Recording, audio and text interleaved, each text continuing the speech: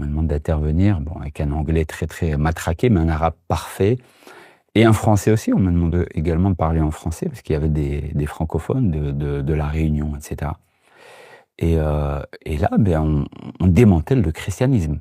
Le but, clairement, dans l'avant-préparation, c'était de dire tu explicites la doctrine islamique et tu démontes le christianisme.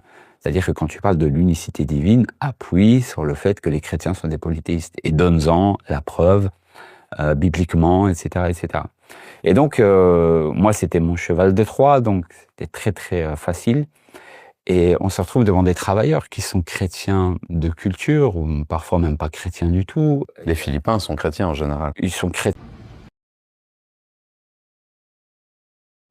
Tu vois, c'est-à-dire que tu vas venir me prendre en fait comme entre guillemets allié, alors que en fait je suis juste un cheval de Troie. C'est-à-dire que naam, je déblaye un petit peu les choses pour que vous soyez, on va dire, un peu meilleurs. Par exemple, le nom de Mohammed dans Cantique des Cantiques, c'est faux. Bon, je l'ai dit. Ben voilà, eux ils sont contents, mais ils ne devraient pas être contents. Pourquoi? Parce que vous avez un argument qui est flingué, vous l'avez en moins.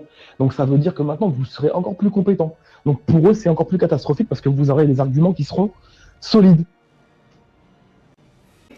Son fils, le plus légitime façon de parler, mais on va y revenir par après, c'est Isaac. Première classe.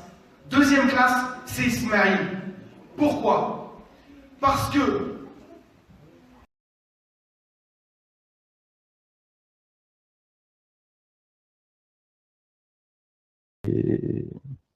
Des retombées derrière.